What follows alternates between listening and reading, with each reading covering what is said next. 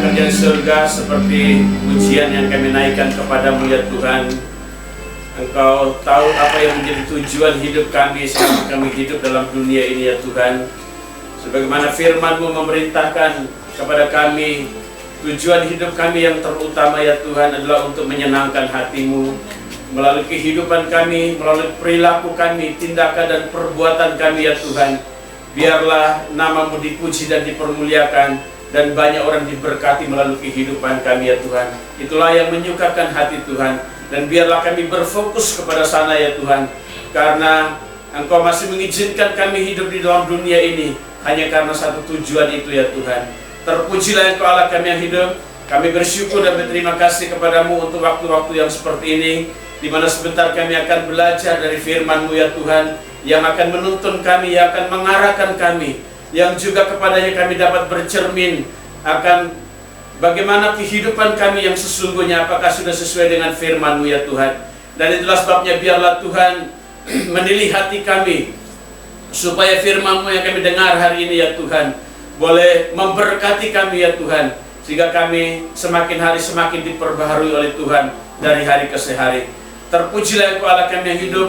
Hamba-Mu yang penuh dengan kekurangan dan keterbatasan ini, Tuhan berkenan menyembunyikan hamba-Mu di belakang kaki salib-Mu, dan urapilah setiap perkataan hamba. Biarlah apapun yang hamba sampaikan menjadi berkat bagi kami semua, dan lebih daripada segalanya ya Tuhan, biarkanlah nama-Mu dipuji, ditinggikan melalui pemberitaan firman-Mu. Terpujilah Engkau Allah kami yang hidup. Kami menyerahkan jalannya pemberitaan firman-Mu dari awal pertengahan akhirnya, di dalam nama Tuhan kami Yesus Kristus, Sang Firman yang hidup dan yang kekal itu, kami berdoa dan bersyukur. Haleluya.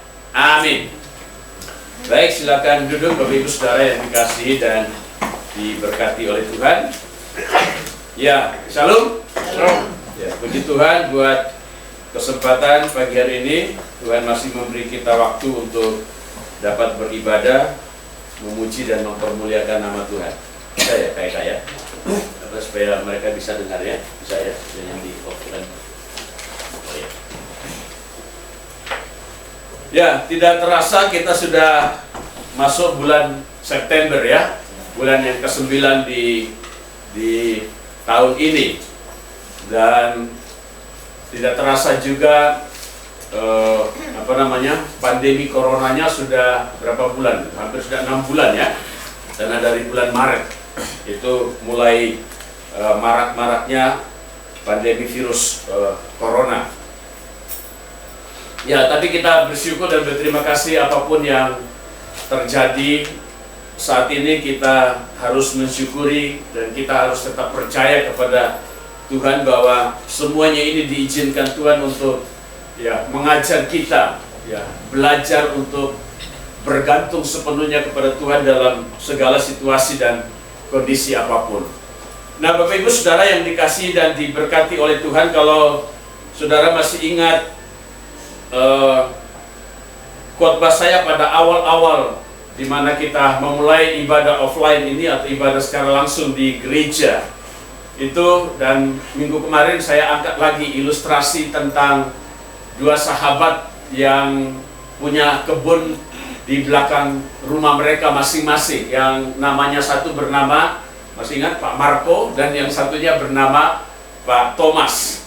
Dan di akhir dari cerita itu ingin mengajarkan kepada kita tentang sebuah ya pengajaran teologi yang disebut dengan teologi kemakmuran, di mana orang yang menganut pengajaran teologi kemakmuran, Bapak Ibu Saudara yang dikasih oleh Tuhan, itu mereka seperti tanaman yang ditanam oleh Pak Thomas ya, yang disirami dengan banyak sekali air ya, karena berkatnya banyak.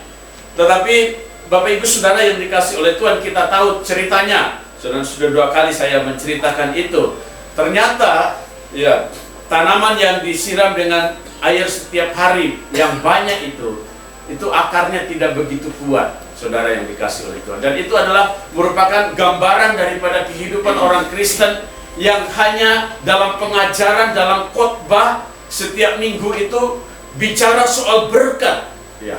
Bicara soal berkat setiap pagi, setiap minggu. Ya, mereka datang ke gereja. Dan itulah sebabnya Bapak Ibu Saudara yang dikasih oleh Tuhan, sekali lagi saya mau katakan kepada saudara bahwa banyak orang Kristen yang seperti itu, yang datang ke gereja itu hanya untuk supaya bagaimana ia diberkati, bukan sebagai wujud ucapan syukurnya atas berkat yang dia sudah terima di dalam kehidupannya, sebagai ucapan syukurnya kepada Tuhan di dalam kehidupannya. Nah, itulah sebabnya kita gereja PB sekali lagi menganut teologi keseimbangan. Ya, teologi keseimbangan itu artinya bahwa kita tidak terlalu ekstrim yang bicara soal berkat saja setiap minggu, tetapi juga tidak ekstrim bicara soal penderitaan terus setiap minggu. Nah, itulah sebabnya mulai bulan Juli kemarin kita bicara soal penderitaan. Ya. Jadi itu bicara soal bagaimana kita menghadapi situasi-situasi yang sulit dalam kehidupan saudara dan saya akhir-akhir ini. Jadi ada syaratnya bagaimana kita tetap kuat, bagaimana kita tetap survive, bagaimana kita tetap bertahan hidup dan tetap percaya kepada Tuhan dalam situasi-situasi yang sulit itu sendiri. Nah, itulah sebabnya mulai hari ini saudara kita akan bicara soal berkat lagi. Kita bicara soal berkat supaya ada keseimbangan tadi. Ya. Jadi kalau bicara soal menderita, ya, terus nanti lama-lama saudara betul-betul menderita nanti ya. Sama seperti saya bilang tadi ya, perkataan kita itu bisa menjadi sesuatu yang bisa terjadi kalau kita perkatakan terus-menerus dalam kehidupan saudara dan saya. Nah, itulah sebabnya supaya seimbang, yang sudah bicara penderitaan, lalu sekarang bicara soal berkat. Ya, sebagaimana ketika kita bicara soal penderitaan, kita dapat kuat menghadapi situasi dan kondisi apapun, ada syaratnya yang harus kita ketahui, yang harus kita hidupi sebagai orang percaya yang bersumber dari firman Tuhan. Bapak Ibu Saudara yang dikasih oleh Tuhan, prinsip yang sama juga. Kalau kita bicara soal berkat, kalau kita bicara soal berkat yang dijanjikan Tuhan di dalam kehidupan saudara dan saya, sama prinsipnya juga, ada syaratnya yang harus kita lakukan, yang harus kita hidupi di dalam kehidupan kita, supaya kita dapat menikmati berkat-berkat Tuhan yang dijanjikan dalam kehidupan saudara dan saya. Nah, itulah sebabnya pagi hari ini kita akan awali dari awal mula perjanjian Tuhan itu tentang berkat kepada umat manusia, dan diteruskan melalui dimulai melalui sebuah keluarga yang bernama Abram. Dari Kejadian pasal yang ke-12, mari kita lihat Kejadian pasal yang ke-12. Bapak Ibu Saudara yang dikasih dan diberkati oleh Tuhan, kita akan belajar soal bagaimana kerinduan hati Tuhan untuk memberkati setiap umatnya, tetapi tidak serta-merta berkat yang dijanjikan Tuhan itu kita terima begitu saja tanpa melakukan apa-apa. Ada persyaratan-persyaratan yang khusus yang harus kita lakukan supaya berkat yang dijanjikan Tuhan itu kita nikmati dalam kehidupan kita. Kejadian pasal yang ke-12 ayatnya yang pertama sampai dengan ayat yang ke-9. Ya, kita akan baca secara keseluruhan saja ayat ini karena tidak begitu panjang perikopnya. Kejadian pasal 12 ayat yang pertama sampai dengan ayatnya yang ke-9. Judul perikopnya adalah Abram dipanggil Allah. Saya akan bacakan bagi Bapak Ibu Saudara dari ayat pertama sampai dengan ayat ke-9. Demikian firman Tuhan. Berfirmanlah Tuhan kepada Abram, pergilah dari negerimu dan dari sanak saudaramu dan dari rumah bapamu ini ke negeri yang akan kutunjukkan kepadamu. Aku akan membuat engkau menjadi bangsa yang besar dan memberkati engkau serta membuat namamu masyhur, dan engkau akan menjadi berkat.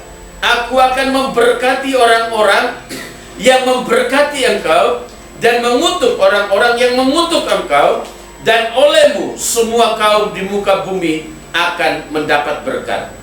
Lalu pergilah Abram seperti yang difirmankan Tuhan kepadanya, dan Lot pun ikut bersama-sama dengan dia.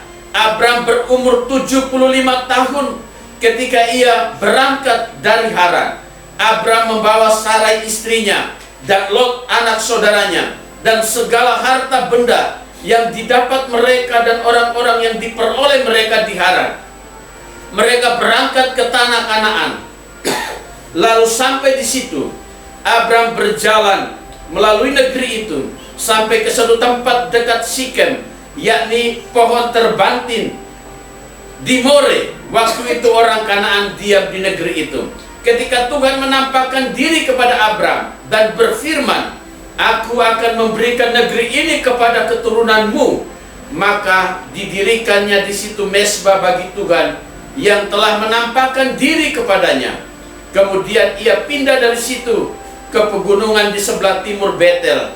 Ia memasang kemahnya dengan Betel di sebelah barat dan Ai di sebelah timur. Lalu ia mendirikan di situ mezbah bagi Tuhan dan memanggil nama Tuhan. Sesudah itu Abram berangkat dan makin jauh ia berjalan ke tanah Negeb.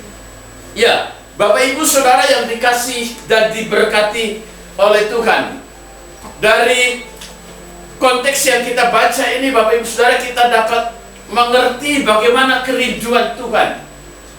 Ya, cerita ini ayat 12 dari Kejadian yang kita baca ini, Bapak Ibu Saudara yang dikasih oleh Tuhan, adalah salah satu daripada kerinduan hati Tuhan untuk memberkati umatnya, untuk memberkati orang-orang yang percaya kepadanya. Itu yang menjadi kerinduan hati Tuhan.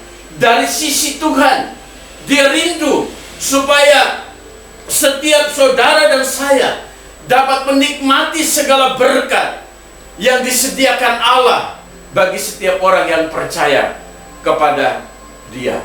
Itu yang menjadi kerinduan hati Tuhan dari dulu.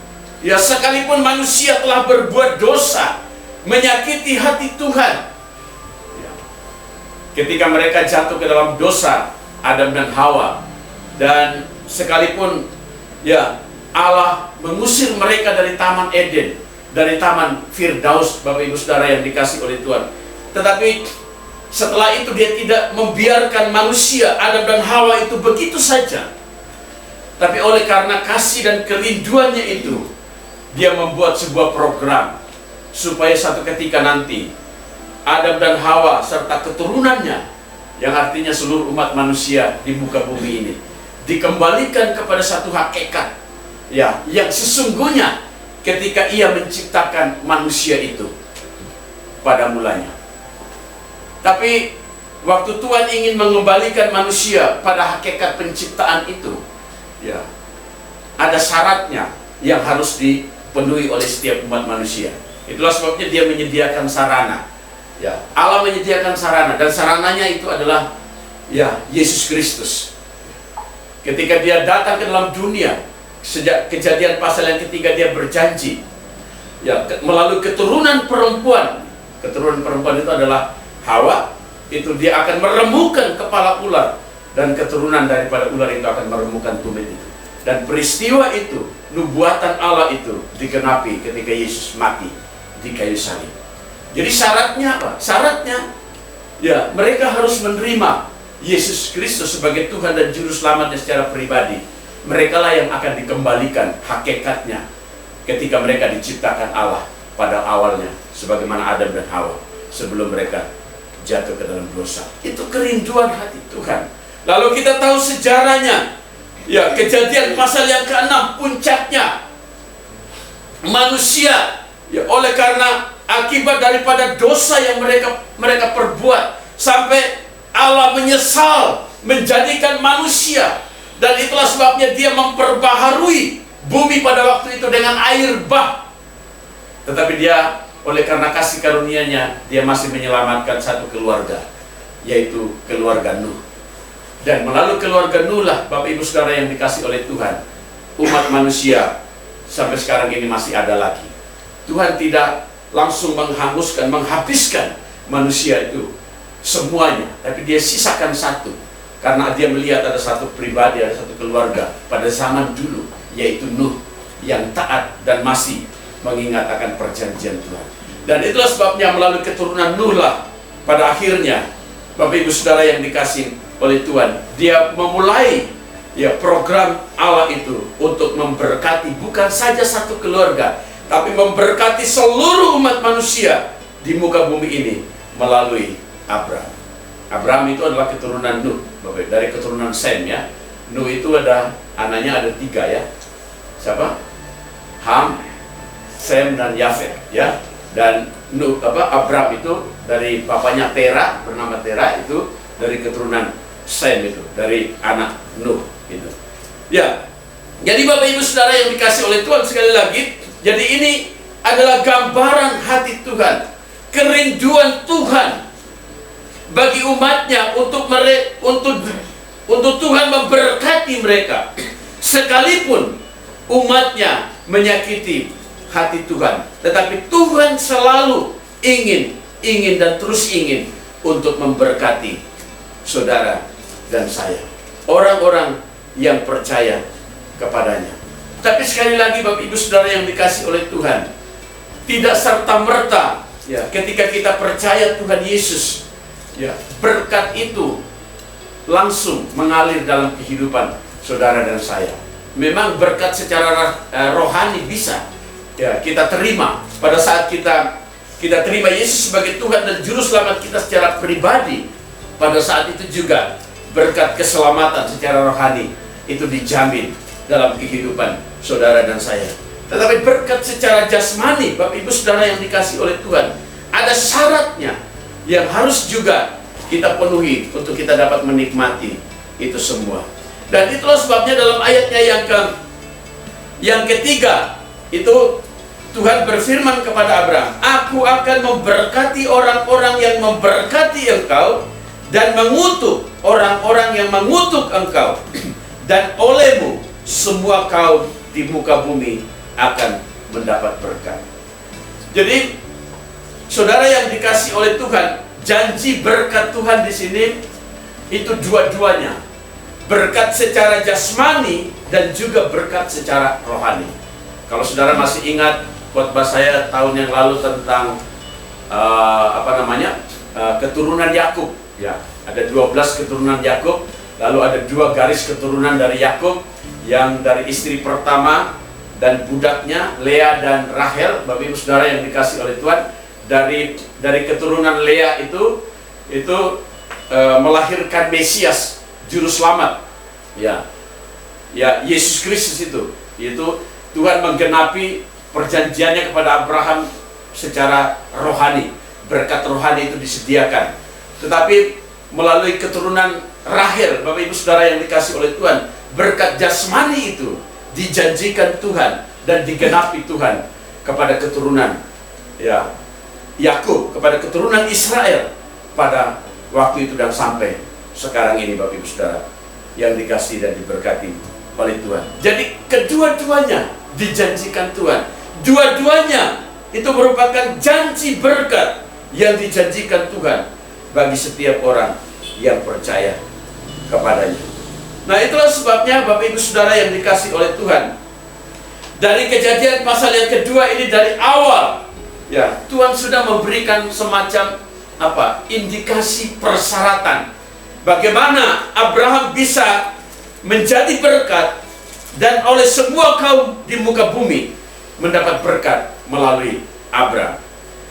Yang pertama, Bapak Ibu Saudara yang dikasih oleh Tuhan, syaratnya kalau kita melihat ayat yang pertama di situ, berfirmanlah Tuhan kepada Abraham, "Pergilah dari negerimu dan dari sanak saudaramu dan dari rumah bapamu ini ke negeri yang akan kutunjukkan kepadamu." Itu yang pertama. Ini syaratnya, Bapak Ibu Saudara. Jadi syaratnya Abraham harus keluar dari rumah bapaknya, dari Ur Kasdim. Kalau saudara baca dalam perikop sebelumnya itu adalah daftar keturunan Tera. Di situ disebutkan, Bapak Ibu Saudara yang dikasih oleh Tuhan, dalam ayatnya yang ke-28, perikop sebelum pasal 12 itu, ketika Tera ayahnya, maksudnya ayah Abraham itu, ketika Tera ayahnya masih hidup, matilah Haran di negeri kelahirannya di Ur Kasdim. Haran itu adalah saudara dari Abram. Ya, ada 3 anak daripada siapa bapaknya? Tera, Abraham, Nahor, dan Haran. Itu anak dari Tera, papa dari Abram. Itulah sebabnya di situ dikatakan bahwa Haran itu meninggal ya di negeri kelahirannya, yaitu di Ur Kasdim. Artinya Bapak Ibu Saudara, ini memberikan keterangan kepada kita bahwa Abram itu berasal dari Ur Kasdim. Ya. Dan ayat yang ke-12 ini, pada akhirnya Bapak Ibu Saudara yang dikasih oleh Tuhan, dia disuruh pergi ke satu negeri yang semula itu tidak diberitahu oleh Tuhan. Kemudian baru diberitahu. Kemudian setelah dia sampai di sana baru diberitahu ternyata negeri itu adalah negeri Kanaan, yang sampai sekarang itu adalah diklaim oleh bangsa Israel sebagai tanah perjanjian yang dijanjikan Allah kepada nenek moyang mereka. Tapi coba perhatikan prinsipnya, Bapak Ibu Saudara yang dikasih oleh Tuhan. Ya, syarat yang harus dipenuhi oleh Abram supaya ia diberkati dan dia menjadi berkat bagi bangsa-bangsa, dia harus keluar dari negerinya. Dia harus keluar dari rumah bapaknya. Dia harus pergi meninggalkan rumah ayahnya di Ur Kasdim ke satu tempat di mana Tuhan akan membawa dia ke tempat itu. Jadi ini sebuah prinsip rohani, Bapak Ibu Saudara yang dikasih oleh Tuhan, yang harus kita pahami, yang dijadikan Tuhan sebagai syarat bagaimana Tuhan memberkati setiap orang yang percaya kepadanya. Kalau kita aplikasikan dalam kehidupan kita, itu prinsip sederhananya Bapak Ibu Saudara yang dikasih oleh Tuhan.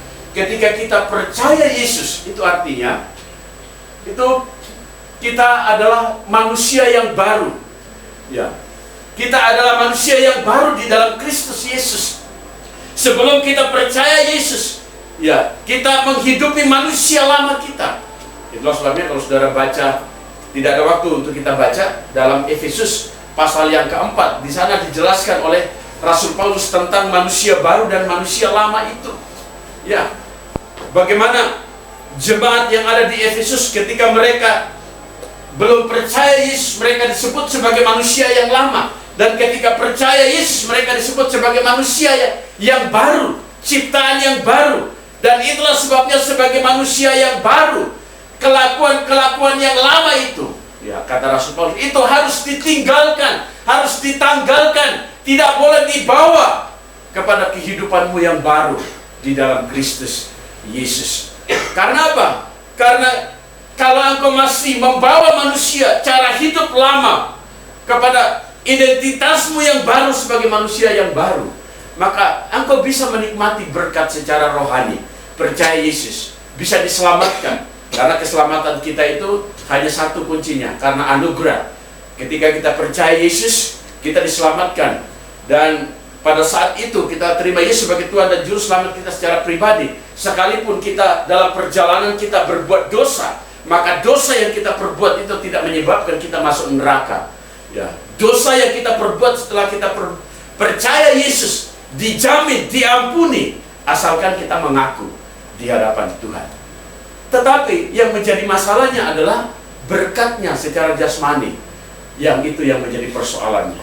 Yang tadinya Tuhan rindu supaya juga saudara nikmati, bukan saja berkat rohaninya, tetapi berkat jasmaninya juga saudara nikmati. Tetapi oleh karena ya, manusia lama kita masih hidup di dalam identitas kita yang baru, itulah yang pada akhirnya menjadi penghalang ya, berkat itu dalam kehidupan saudara dan saya. Kebiasaan-kebiasaan lama, kebiasaan-kebiasaan buruk yang masih kita lakukan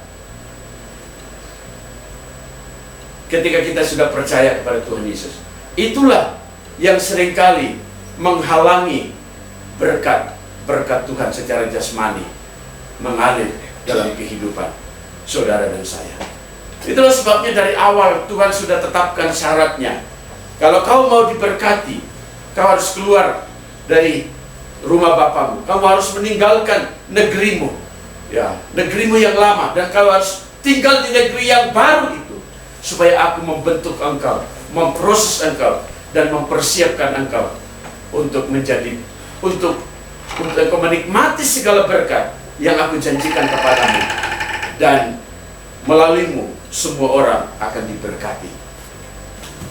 Jadi Bapak Ibu Saudara yang dikasih oleh Tuhan, prinsip sederhananya sangat sederhana dalam kehidupan kita sebagai orang percaya. Ketika kita percaya Yesus, kita memiliki identitas yang baru.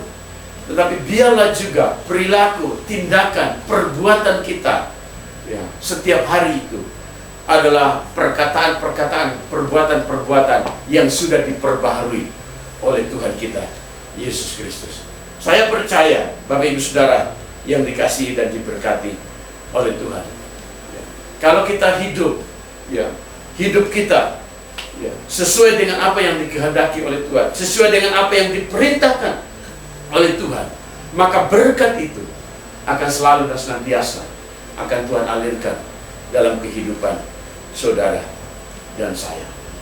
Itu yang pertama, Bapak Ibu Saudara. Ada penghalangnya, dan penghalangnya itu dari dalam, dari diri kita sendiri. Tapi jangan lupa juga ada pribadi yang kedua yang ada di luar kita, bukan dari pribadi kita, yaitu iblis, saudara, yang seringkali juga menjadi penghalang, atau istilah yang lebih pas untuk iblis itu pencuri berkat dalam kehidupan saudara dan saya. Iblis seringkali, saudara yang dikasih oleh Tuhan, mencuri berkat itu. Di sisi lain, bagi mereka yang tidak percaya Yesus, iblis bisa menjanjikan berkat secara jasmani. Itulah sebabnya di Matius pasal 4, kalau saudara baca pencobaan di padang gurun itu, waktu iblis mencobai Tuhan Yesus itu, dia bilang, dia bawa Tuhan Yesus ke hubungan bait Allah, dan dia berkata, dia perlihatkan semua isi dunia. Dia bilang, lihatlah, ini semua punyaku. Kalau engkau sujud menyembah kepadaku, maka semua ini akan kuberikan kepadamu. Tuhan Yesus bilang, dasar pembohong kamu iblis, ini bukan milikmu, ini milikku. Ya. Dan itulah sebabnya Yesus bilang, enyalah kau iblis. Ya, iblis sampai sekarang itu yang dilakukan kepada orang yang tidak percaya Yesus. Dia janjikan berkat secara jasmani.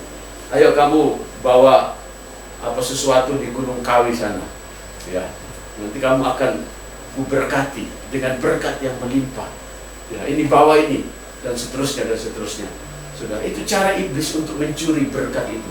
Awalnya dia seolah-olah menjanjikan berkat itu kepada setiap orang, tapi itulah cara dia sesungguhnya untuk mencuri berkat itu. Dan kita tahu, saudara yang dikasih oleh Tuhan, sudah terlalu banyak cerita kalau saya menceritakan orang-orang yang pakai pesugihan. Memang pada awalnya mereka kaya raya, tapi pada akhirnya mereka habis-habisan, dan bahkan nyawanya menjadi taruhan.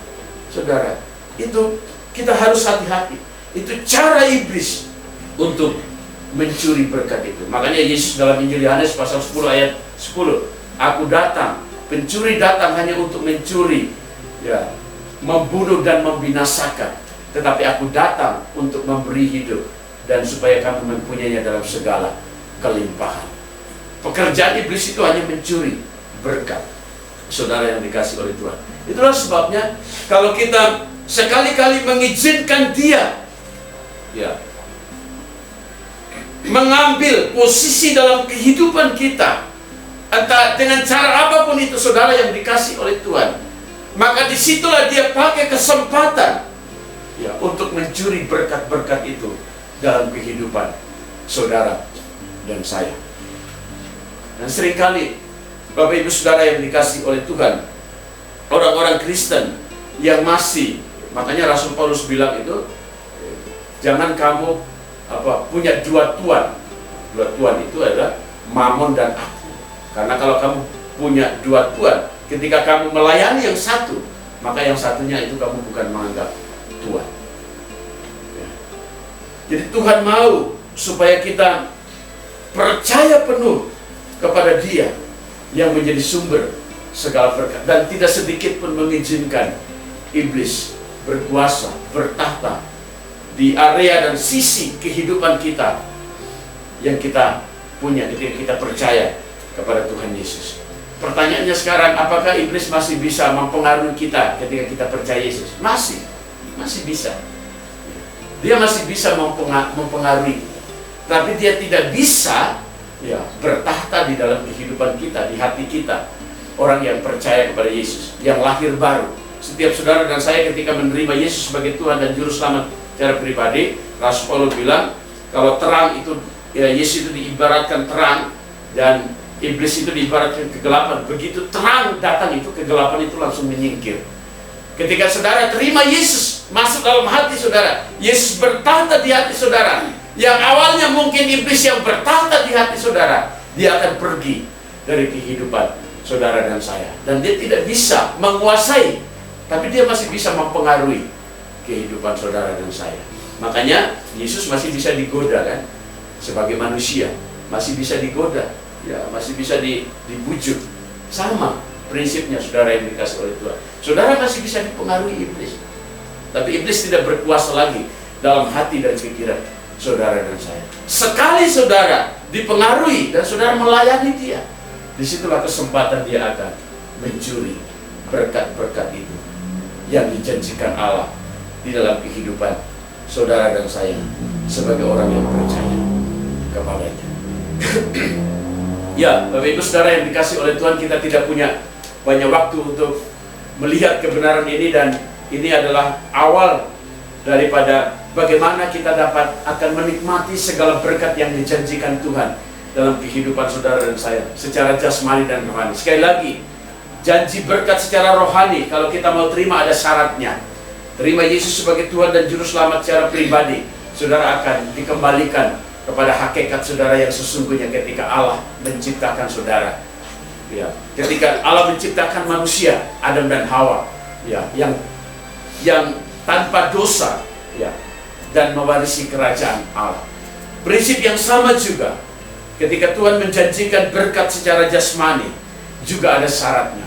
Dan satu syarat yang pertama yang hari ini yang kita dapat belajar dari kisah Abraham, saudara harus meninggalkan manusia lama saudara. Kebiasaan-kebiasaan lama kita, kebiasaan-kebiasaan yang buruk, yang masih kita bawa dalam kehidupan kita ketika kita menerima Yesus sebagai Tuhan dan Juru Selamat kita secara pribadi. Itulah yang seringkali menjadi penghalang berkat Tuhan secara jasmani dalam kehidupan saudara dan saya. Lalu yang kedua, ingatlah, ada satu oknum yang namanya iblis, yang pekerjaannya dari dulu sekarang itu memperdaya manusia, menipu manusia. Dia pernah menipu Adam dan Hawa sehingga mereka jatuh ke dalam dosa, dan itulah pekerjaannya setiap hari, setiap saat, menipu saudara dan saya, mempengaruhi saudara dan saya. Dan kalau kita tidak hati-hati, kita bisa masuk dalam jerat tipu muslihatnya, dan akhirnya dia punya kesempatan untuk mencuri berkat-berkat itu yang seharusnya itu diperuntukkan untuk saudara dan saya nikmati. Tapi karena saudara memberi dia akses, memberi dia peluang, memberi dia kesempatan kepada iblis itu, maka dialah yang akan mengambil berkat itu, dan saudara tidak akan menikmati berkat yang dijanjikan Tuhan itu bagi saudara dan saya.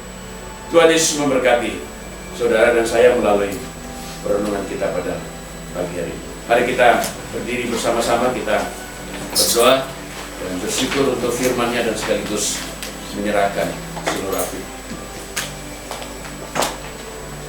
aktivitas kita sepanjang minggu ini. Mari kita berdoa.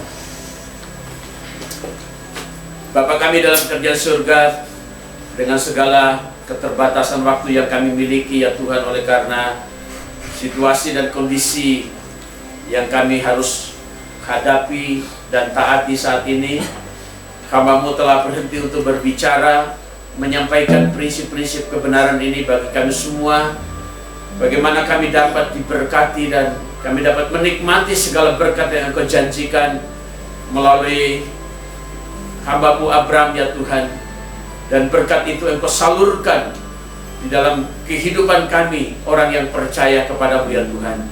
Bapa, terima kasih karena Engkau mengajarkan kepada kami supaya kami belajar untuk menghidupi kehidupan kami yang baru, hidup sesuai dengan identitas kami yang telah diperbaharui dalam Kristus Yesus, dan meninggalkan manusia lama kami, kebiasaan-kebiasaan lama kami yang seringkali menjadi penghalang bagi berkat jasmani yang Engkau janjikan dalam kehidupan kami.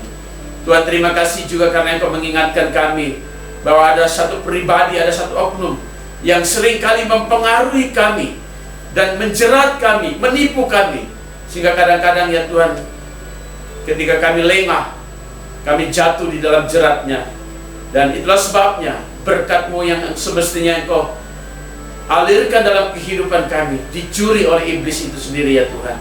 Terima kasih Bapa, biarlah firman-Mu hari ini menolong kami untuk kami terus bersandar sepenuhnya kepada-Mu, percaya kepada-Mu, dan melakukan segala sesuatu yang Engkau kehendaki dalam kehidupan kami masing-masing ya Tuhan. Terima kasih Bapa, terima kasih untuk segala berkat-Mu yang kami nikmati melalui ibadah kami pada pagi hari ini. Dan biarlah sebentar ya Tuhan kami pulang membawa berkat-berkat itu, menghidupinya dan menjadikannya berkat bagi orang lain. Itulah sebabnya saudara-saudara yang dikasih oleh Tuhan, terus arahkanlah hatimu kepada Tuhan. Berharaplah kepada Dia menjadi sumber segala berkat. Sekarang pulanglah, angkatlah kedua tanganmu dan terimalah berkat dari Tuhan. Tuhan memberkati saudara dan melindungi saudara. Tuhan menyinari saudara dengan wajah-Nya dan memberi saudara kasih karunia. Tuhan menghadapkan wajah-Nya kepadamu dan memberi saudara damai sejahtera. Semua berkat ini kita terima dalam nama Bapa, Anak, dan Roh Kudus yang menyertai saudara-saudara sekalian hari ini sampai selama-lamanya. Amin. Bapa, terima.